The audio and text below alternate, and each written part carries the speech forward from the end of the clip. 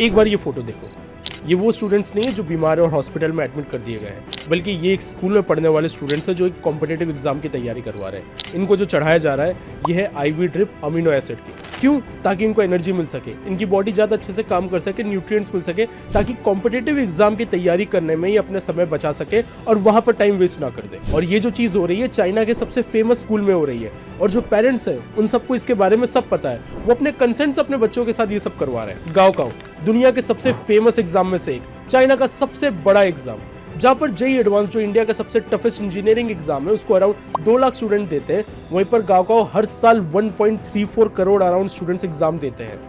जहां पर 2 lakh JEE advance दे रहे हैं, यहाँ पर 1.34 करोड़ यानी कि 1 करोड़ 34 लाख। और ये डिफरेंस सिर्फ नंबर का नहीं है। अगर आपको पता चलेगा कि गाओकाओ एग्जाम की तैयारी कैसे की जाती है तो जेईई एडवांस आपको बहुत ही सॉफ्ट लगेगा उसके कंपेयर में। उसके पीछे ऐसी डार्क प्रैक्टिसेस है जिसके बारे में जान के आप शॉक हो जाएंगे। तो आखिर क्या है गाओकाओ, क्यों ये एग्जाम कंडक्ट करवाया जाता है, और क्यों ये एग्जाम चाइना की जीडीपी, चाइना के बर्थ रेट, चाइना के डाइवोर्स रेट और चाइना की पूरी इकोनॉमी को अफेक्ट कर रहा है। आज की इस वीडियो में हम लोग बहुत ही डिटेल में समझेंगे कि what's inside this world's darkest exam. तो चलिए बिना किसी देरी के शुरू करते हैं। जून 7, 2025 सुबह के 8 बजे 7,000 से ज्यादा सेंटर में 1 करोड़ 34 लाख स्टूडेंट एक एग्जाम दे रहे हैं। गाओकाओ कंपैरिजन के लिए आप जेईई एडवांस ले लीजिए। जेईई एडवांस जहां पर 2 लाख स्टूडेंट देते हैं, वहां पर गाओकाओ 1 करोड़ 34 लाख के अराउंड स्टूडेंट्स देते हैं, यानी कि जेईई एडवांस से 134 टाइम्स ज्यादा। लेकिन एक बहुत बड़ा डिफरेंस होता है, ये एग्जाम सिर्फ एक दिन का नहीं चलता है, कई दिन का चलता है। वो प्रोविंस टू प्रोविंस डिपेंड करता है। अगर आपको गाओकाओ के स्ट्रक्चर के बारे में डिटेल में जानना है या जेईई से कंपेयर करना है तो इस वीडियो में मैंने वो कर रखा है। एक बार ये वीडियो खत्म हो जाए तो इस वीडियो को जरूर देखिएगा। इसमें मैंने बहुत डिटेल में समझाया कि उसमें कौन कौन सा सब्जेक्ट आते हैं, उनकी स्कोरिंग क्या है और भी बहुत सारी चीजें। अब दोस्तों, जैसे इंडिया में जेईई एग्जाम दिया जाता है केवल इंजीनियरिंग में एडमिशन लेने के लिए, गाओकाओ एक कॉम्प्रिहेंसिव एग्जाम होता है जो सारे स्टूडेंट्स के लिए होता है, इसलिए इसमें डाइवर्स सब्जेक्ट्स आते हैं। तो स्टूडेंट्स को जो तैयारी करनी होती है हर सब्जेक्ट के हिसाब से करनी होती है, जिसमें कंपलसरी सब्जेक्ट में चाइनीज, मैथमेटिक्स, इंग्लिश आ गए, इलेक्टिव्स में फिजिक्स या हिस्ट्री आ गई और प्लस 2 सब्जेक्ट और लगते हैं। सिंपल लग रहा है लेकिन ये बहुत ही ब्रॉड होता है। दोस्तों, इस एग्जाम की सिग्निफिकेंस चाइना में बहुत ज्यादा है, क्योंकि ये एक एग्जाम डिसाइड करेगा कि तुम कौन से कॉलेज में जाओगे, तुम्हारा कॉलेज डिसाइड करेगा कि तुम्हें कैसी जॉब मिलेगी, तुम्हारी जॉब डिसाइड करेगा कि तुम्हें कैसे शादी के रिश्ते मिलेंगे, तुम कैसी जगह पे रहोगे, तुम्हारा स्टेटस क्या रहेगा। यानी कि अगर ये एग्जाम गड़बड़ हुआ तो आगे की पूरी लाइफ रुइन हो सकती है। चाइना के कॉलेज स्टूडेंट ने बहुत ही फेमस ये लाइन रेडियो पे बोली थी, If you don't take it, you won't get a job. You won't survive. इस लेवल का इंपॉर्टेंस है गाओकाओ का। अब ये जो इतना खतरनाक एग्जाम है, इसकी हिस्ट्री एक्चुअली चाइना में 1000 साल पहले से शुरू हो जाती है। 600 सी के अराउंड सुई डायनेस्टी में ये चीज शुरू हुई थी। उस डायनेस्टी के लीडर ने गरीबों को एक मौका दिया था कि एक एग्जाम होता है, अगर तुमने ये एग्जाम पास कर दिया तो डजंट मैटर तुम कौन से बैकग्राउंड से आते हैं, तुम्हें एक ब्यूरोक्रेटिक प्रोसेस में जॉब मिल जाएगी। यानी कि एक एग्जाम की मदद से कोई भी गरीब आदमी अपने करियर को चेंज कर सकता है। इससे होगा ये कि उनको टैलेंट भी मिल जाएगा और गरीबों के अंदर प्रोटेस्ट करने की चाह भी खत्म हो जाएगी, क्योंकि अब उनके पास एक एस्केप करने का रूट है, उनको बस अच्छी पढ़ाई करनी है। ये जो एग्जाम की प्रथा थी ये काफी लंबे टाइम तक चलती रही और 1905 में जाके ये बंद हुई। फिर 1952 में मॉडर्न गाओकाओ स्टार्ट हुआ। इनफैक्ट 1977 तक ये भी देखा गया था कि गाओकाओ एग्जाम 16 साल के बच्चे भी दे रहे हैं और 40 साल के लोग भी दे रहे हैं, क्योंकि गाओकाओ एक ऐसा एग्जाम है जिससे कोई भी इंसान अपना करियर बदल सकता है, डजंट मैटर उनको कितना भी टाइम हो चुका हो। अब दोस्तों, आपको ये तो पता चल गया कि एग्जाम काफी ब्रूटल होता है, लेकिन सबसे ब्रूटल पार्ट पे अब आते हैं। हैंगशोई हाई स्कूल, ये चाइना का सबसे फेमस हाई स्कूल है और ये एक ही चीज के लिए फेमस है, क्योंकि यहाँ के स्टूडेंट्स गाओकाओ क्रैक करते हैं लाइक नो अदर स्टूडेंट्स। और अगर आप इनका रूटीन भी देखेंगे तो आप अंदर से हैरान हो जाएंगे। सुबह के 5:30 बजे स्टूडेंट्स उठते हैं और 15 मिनट का उनके पास टाइम होता है अपने बेडशीट को साफ करना और उसको फोल्ड करना है परफेक्ट रेक्टेंगल फॉर्म में बिना किसी स्प्रिंकल के।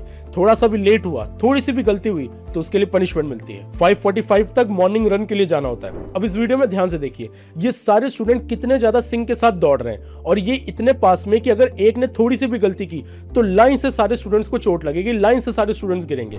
लेकिन इससे इनको डिसिप्लिन आता है कि हर एक स्टूडेंट को बहुत ही अच्छे तरीके से काम करना है। इसके अलावा ये चिल्ला चिल्ला के एक पर्टिकुलर स्लोगन बोलते जा रहे हैं। इसमें ये लोग अपने पेरेंट्स को थैंक यू बोल रहे हैं, अपने नेशन को थैंक यू बोल रहे हैं, ये सारी अपॉर्चुनिटी को थैंक यू बोल रहे हैं। यानी कि एक तरीके से इनको एक ओबीडिएंट सिटीजन बनाने की ट्रेनिंग दी जा रही है। सुबह के 6 बजे तक इनका मॉर्निंग रीडिंग का टाइम होता है और ब्रेकफास्ट का टाइम होता है जो इन्हें 15 मिनट के अंदर खत्म करना होता है। फिर 7:45 से क्लासेस शुरू हो जाती है। 5 क्लासेस लगातार होती है, 45 मिनट्स के लगातार, स्टूडेंट्स को कोई ब्रेक नहीं मिलता इसमें। और फिर 12 बजे सिर्फ 20 मिनट का लंच ब्रेक मिलता है। हाँ, लंच करने का 20 मिनट का ब्रेक मिलता है। इनफैक्ट इतना पैनिक वाला सिचुएशन वहां पर रहती है कि स्टूडेंट्स आपको कभी चलते हुए दिखेंगे नहीं, हमेशा एक जगह से दूसरी जगह स्टूडेंट्स भाग ही रहे होते हैं। कई बार पेरेंट्स ने भी कंप्लेन की कि 20 मिनट तो बहुत ही कम टाइम होता है, स्टूडेंट्स खा ही नहीं पाते हैं, लेकिन somehow they have to manage कि उनको 20 मिनट में अपना खाना भी करना है, साथ में पढ़ाई भी करनी है, क्योंकि उससे लेट हुआ तो खाना नहीं मिलेगा। लंच करने के बाद 12:40 पे शार्प सारी जगह की लाइट बंद हो जाती है और उनको मैंडेटरी स्लीप लेनी होती है। किसी के पास कोई ऑप्शन नहीं है, उसको नींद आ रही है कि नहीं आ रही है, ये सोना पड़ेगा, क्योंकि उनकी स्टडी में ये पाया गया है कि दिन में अगर इतना देर सो लेंगे तो प्रोडक्टिविटी इंप्रूव होगी और पढ़ाई अच्छी होगी। फिर 155 से मोर क्लासेस होती है, फिजिकल एक्सरसाइज होती है। शाम के 7:15 बजे सेल्फ स्टडी होती है, जिसको बहुत ही स्ट्रिक्टली मॉनिटर किया जाता है, और रात के 10:30 बजे सारी जगह की लाइट्स अपने आप बंद हो जाती है और सबको स्ट्रिक्टली सोना पड़ता है। इस पूरे रूटीन में अगर कोई स्टूडेंट कुछ भी गड़बड़ करता है तो उसको मॉनिटर करने के लिए हर जगह सीसीटीवी लगा हुआ है, हर जगह एआई पावर्ड ऐसी चीजें लगी हुई है जो कोई भी एनोमली हो उसको डिटेक्ट करता है, कोई भी हल्की सी भी गड़बड़ हो उसको डिटेक्ट करता है, और जहां पर गड़बड़ आती है वहां पर स्टूडेंट को पनिश किया जाता है। ये जो है ये स्कूल नहीं है, क्योंकि स्कूल बोलना स्कूल वर्ड की बेइज्जती हो जाएगी। एक मिलिट्री कैंप से भी ज्यादा स्ट्रिक्ट रूटीन यहां पर स्टूडेंट को फॉलो करना पड़ता है। एक जेल में फिर भी आपको अपने हिसाब से थोड़ा टाइम मिल जाता है, आपको सोने के लिए थोड़ा ज्यादा टाइम मिलता है, अपने हिसाब से खाना खा सकते हो। यहां पर तो जेल से भी बदतर हालत हो रखी है, और सारे टीचर्स, सारे स्टूडेंट्स, सारे पेरेंट्स इसलिए झेल रहे हैं क्योंकि वो एक फिलॉसफी मानते हैं कि अगर तुम नहीं करोगे तो कोई और कर रहा होगा। जिस टाइम तुम सो रहे होते हो कोई और पढ़ रहा होता है। तो अपने आप को सबसे एक्सट्रीम कंडीशन पे ले जाओ ताकि तुम्हारी लाइफ बेटर हो सके और बाद में पूरी लाइफ को एंजॉय कर सको। ऐसी बहुत फिलॉसफी इंडिया में भी चलती है। आपने सुना होगा, बोला जाता था बस 10 तक पढ़ाई कर लो फिर तो मजे ही मजे। वो बात सच नहीं थी, फिर बोला जाता 12 तक पढ़ाई कर लो मजे ही मजे, कॉलेज में आने के बाद बस कॉलेज की पढ़ाई कर लो मजे ही मजे। मजे तो ऐसा सच कोई आते नहीं है जो टाइम से शुरू होता है और पूरे टाइम ऐसा स्ट्रगल में निकल जाता है। यानी कि एक छोटा सा होप दिया जाता है कि अभी मेहनत कर लो और बाद में लाइफ अच्छी हो जाएगी। इसी हाई स्कूल की ये क्लिप बहुत वायरल हुई थी जिसमें दिखाया गया था कि स्टूडेंट आईवी ड्रिप ले रहे ताकि उनके पास टाइम बचे, ताकि वो अच्छे से पढ़ाई कर पाए। I mean, किस कंडीशन में स्टूडेंट्स को जाना पड़ रहा है कि उनको आईवी ड्रिप लेनी पड़ रही है, अपनी बॉडी के साथ छेड़छाड़ करना पड़ रहा है। और ये सब जो मैंने बताया ये तो सिर्फ शुरुआत है। गावकाव के साथ एक चीज देखी गई है, जैसे ही गावकाव का एग्जाम खत्म होता है उसके बाद से अचानक से डाइवोर्स रेट भयंकर बढ़ जाते हैं। ऐसा इसलिए होता है क्योंकि बहुत सारे ऐसे लोग जो डाइवोर्स लेना चाह रहे होते हैं वो सिर्फ इसलिए नहीं लेते हैं क्योंकि उन्होंने अगर डाइवोर्स ले लिया तो वो उनके स्टूडेंट के मेंटल हेल्थ को अफेक्ट करेगा, जिसकी वजह से गांव का एग्जाम अफेक्ट होगा, तो इससे डाइवोर्स रेट अफेक्ट हो रहे हैं। साथ ही साथ ऐसा भी देखा गया कि बहुत सारी फीमेल स्टूडेंट्स दवाइयां खा लेती है ताकि एग्जाम के आसपास उनको मेंस्ट्रुएशन साइकिल उनकी बंद हो जाए, उनको पीरियड्स ना आए, सिर्फ इसलिए ताकि एग्जाम के टाइम पे उनका पूरा फोकस वहां पर रह पाए। यानी कि अपने बायोलॉजिकल हार्मोन के साथ छेड़छाड़ करना है एक एग्जाम के लिए। गावका का एग्जाम इतना ज्यादा एक्सट्रीम होता है कि वहां पर प्राइवेट ट्यूशन की एक अलग से इंडस्ट्री बन गई, स्टूडेंट्स को कोचिंग दी जाती थी। अब इससे हो ये रहा था कि ये कोचिंग बहुत ही ज्यादा महंगी हो रही थी। महंगी होने की वजह से पेरेंट्स अफोर्ड नहीं कर पा रहे थे। अफोर्ड नहीं कर पा रहे थे तो वो डिसाइड कर रहे थे कि उनको बच्चे ही नहीं करने, और ओवरऑल चाइना का बर्थ रेट डिक्रीज हो रहा था केवल इस एग्जाम की वजह से, क्योंकि इसकी वजह से कोचिंग इंडस्ट्री बहुत ही ज्यादा बढ़ गई थी, जिसकी वजह से 2021 में चाइनीज गवर्नमेंट को डिसीजन लेना पड़ा कि ये जो $70 बिलियन की जो कोचिंग इंडस्ट्री है, प्राइवेट ट्यूशन इंडस्ट्री है, इसको बंद करना पड़ेगा ताकि वहां की बर्थ रेट इंप्रूव हो, वरना ऐसे तो पूरा देश कोलैप्स कर जाएगा सिर्फ एक एंट्रेंस एग्जाम की वजह से। अब दोस्तों एक बात तो आपको क्लियरली पता चलेगी कि इस एग्जाम की क्या वैल्यू है। अब अगर एक एग्जाम किसी स्टूडेंट की लाइफ को इतना अफेक्ट कर सकता है तो सीधी सी बात है वहां पर चीटिंग करने के चांसेस भी बहुत बढ़ेंगे। और अगर आपने ये सुन लिया तो आपके होश उड़ जाएंगे, क्योंकि ये देखा गया है कि चाइना में गावका एग्जाम के टाइम स्टूडेंट जिस प्रिसिशन लेवल पे चीटिंग करने की तैयारी करते हैं वो अलग ही लेवल पे क्रेजी है।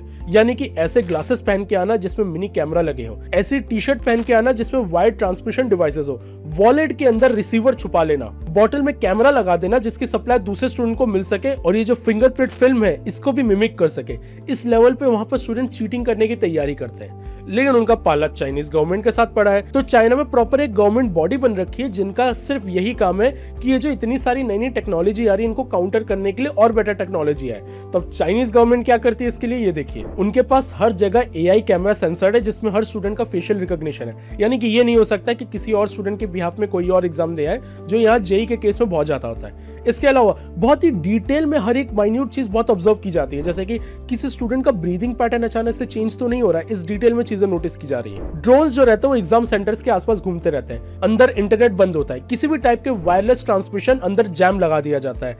अगर कोई भी टाइप का एआई टूल है तो सीधे कंपनी कंपनी को बोला जाता है कि इन सारी रीजन में ये सारे टूल्स काम नहीं करने चाहिए, यानी कि पूरा इंश्योर करते हैं कि कोई भी स्टूडेंट किसी भी टाइप की टेक्नोलॉजी का यूज ना कर सके चीटिंग करने के लिए। यानी कि सोच के देखो, सिर्फ एक एग्जाम की वजह से स्टूडेंट्स और जो गवर्निंग बॉडीज है इनके बीच में टेक्नोलॉजिकल बैटल चल रही होती है, जिसके लिए अलग से बजट निकलता है, अलग से इनोवेशन होती है, स्पाई डिटेक्शन टेक्नोलॉजीज बनाई जाती है, और इन सब के बावजूद फिर भी ये एग्जाम पूरी तरीके से फेयर नहीं होता है। इसका मैं एग्जांपल देता हूं। 2004 में शेंग शुइंग नाम के एक स्टूडेंट थे, उन्होंने गाओकाओ का पेपर दिया था, उनके बहुत ही अच्छे स्कोर आए थे 546। ऐसे स्कोर में किसी भी अच्छे कॉलेज में एडमिशन मिल जाता है, लेकिन वो वेट करते रहे अपने एक्सेप्टेंस लेटर का, लेकिन वो एक्सेप्टेंस लेटर कभी नहीं आया। वहां पर शेंग यापिंग नाम की एक और स्टूडेंट थी जिसको 303 स्कोर में वो कॉलेज मिल गया जो इस पहले वाले स्टूडेंट को नहीं मिल पाया, सिर्फ इसलिए क्योंकि इनके फादर बिजनेसमैन थे और इनके चाचा विधायक थे, मतलब विधायक नहीं लेकिन पॉलिटिशियन थे। अब यहाँ पर होता यह है कि ऐसा स्कैम रचा जाता है गाओकाओ एग्जाम में, जिसमें देखा जाता है कि ऐसे कौन से स्टूडेंट्स हैं जिनका पहला स्कोर अच्छा आया, दूसरा उनका फैमिली बैकग्राउंड बहुत ही पुअर है, गरीब रीजन से आते हैं, ताकि अगर उनके साथ कुछ इनजस्टिस हो तो ज्यादा कुछ कर ना पाए।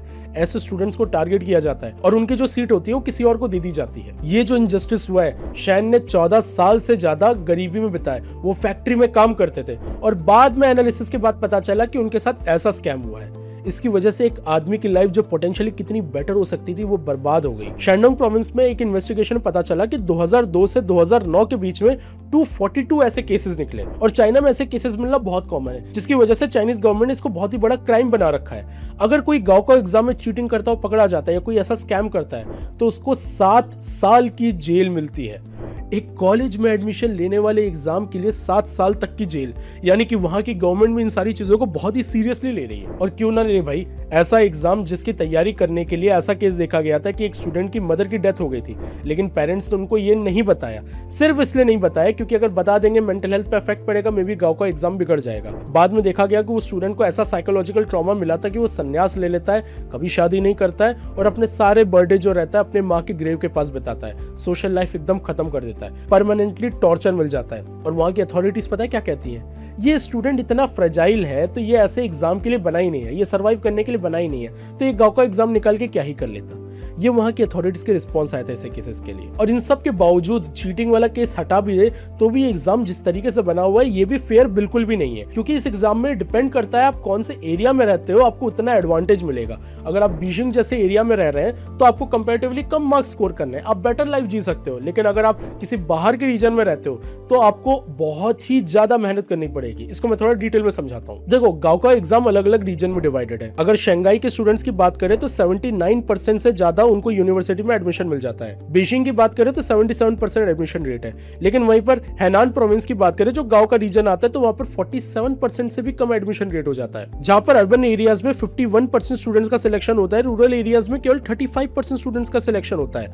और ये इस पे डिपेंड करता है कि वो कहां पर पैदा हुए हैं। इनफैक्ट चाइना में एक बहुत ही फेमस टर्म है जिसे गाओकाओ माइग्रेशन कहते हैं। पेरेंट्स जानबूझ के ऐसे रीजन में जाते हैं जहां पर ज्यादा टॉप यूनिवर्सिटीज है, जहां पर उनके बच्चों को कंपैरेटिवली कम मेहनत करनी पड़ेगी, जिसकी वजह से देखा जाता है कि बीजिंग में प्रॉपर्टीज के प्राइसेस बहुत ही ज्यादा महंगे होते हैं। लोग अपनी लाइफ टाइम की सेविंग उड़ा देते हैं, लोन ले लेते हैं ताकि एक छोटा सा लैंड ले ले और वहां का एड्रेस मिल जाए ताकि उनके बच्चों को गाओकाओ एग्जाम में थोड़ा सा बेनिफिट मिल जाए। किस लेवल का क्रेज है कि लोग अपनी पूरी लाइफ को सैक्रिफाइस करके दूसरी जगह शिफ्ट हो रहे हैं, छोटे से एरिया में रहने को तैयार है ताकि बच्चे को थोड़ा सा एडवांटेज मिल जाए। वैसे ये छोटा सा नहीं, बहुत बड़ा एडवांटेज है। और प्राइजेस ये जो बड़े बड़े स्कूल है उनके पास इतने ज्यादा हो जाते हैं कि एक छोटा सा अपार्टमेंट लेने के लिए $1.2 मिलियन तक का पैसा देना पड़ जाता है, जो कि पेरेंट्स अफोर्ड करते हैं। तो इससे एक और चीज पता चलती है कि अगर तुम्हारे पेरेंट्स के पास काफी सारा पैसा है तो वो तुम्हें एक अच्छा एडवांटेज बाय करके दे सकते हैं, लेकिन अगर तुम गरीब रीजन से आते हो, खराब प्रोविंस से आते हो, तो तुम्हारे पास ये एडवांटेज नहीं है। दोस्तों, चाइना के गाओकाओ के केस से हमको एक बात पता चल गई कि उन्होंने दुनिया का सबसे बड़ा एग्जाम तो बना दिया। उन्होंने ऐसा एग्जाम बना दिया जिसको 1,34,00,000 से ज्यादा स्टूडेंट्स देते हैं, जिसकी वजह से ये डिसाइड होता है कौन सा स्टूडेंट कहां जाएगा। But at the same time इस एग्जाम के पीछे बहुत ही ज्यादा हार्श ट्रूथ है। इसके पीछे ऐसी डार्क प्रैक्टिसेस होती है जिसके ऊपर चाइनीज गवर्नमेंट खुद परेशान है, उसको कंट्रोल करना चाहती है। वो खुद जानते हैं कि ऐसे सिस्टम की वजह से बहुत सारे लिमिटेशन हो रहे हैं, उनकी कंट्री को अफेक्ट हो रहा है। दोस्तों, हम लोग इंडिया में रहकर जब चाइना के बारे में बात करते हैं तो हमको ये तो पता चलता है ये बहुत ही डेवलपिंग नेशन है, यहाँ पर थोड़ी स्ट्रिक्ट चीज है, लेकिन इंटरनली क्या चल रहा है इसकी पूरी नॉलेज हम लोगों को नहीं मिल पाती है। आई होप इस वीडियो की मदद से आपको अच्छे से आइडिया मिल सका हो कि ये जो हमारा कॉम्पिटिटर चाइना है, यहाँ के स्टूडेंट किस लेवल की तैयारी कर रहे हैं, हमको क्या चीज़ें इनसे सीखनी चाहिए, क्या चीज़ें इनसे नहीं सीखनी चाहिए। और इस वीडियो को एंड करने से पहले मैं आपको एक क्वेश्चन देना चाहता हूँ। इस क्वेश्चन का आंसर मुझे कमेंट में बताइएगा कि क्या एक सिंगल एग्जाम स्टूडेंट की लाइफ को इस लेवल पे अफेक्ट करना चाहिए। इसका आंसर क्या होना चाहिए, क्योंकि प्रोज एंड कॉन्स में बहुत सारी चीजें हैं। मैं ये नहीं चाहता कि आप एक ही बार में सोच के आंसर दें, थोड़ा सोचिए, दोनों एंगल से सोचिए और फिर आपको क्या लग रहा है वो मुझे बताइए। ये भी बताइए कि आपको ये वीडियो पसंद आई कि नहीं आई। अगर पसंद आई है तो इस वीडियो को लाइक करिए, हाइप करिए, अपने दोस्तों के साथ शेयर करिए और कमेंट करके बताइए ऐसे कौन सी वीडियोस है जो आप चाहते हैं कि जिसके ऊपर मैं वीडियोस बनाऊं। हम लोग फिर से मिलेंगे अगली वीडियो में ऐसी इंटरेस्टिंग बातें डिस्कस करते हुए। तब तक के लिए स्टे क्यूरियस, कीप लर्निंग।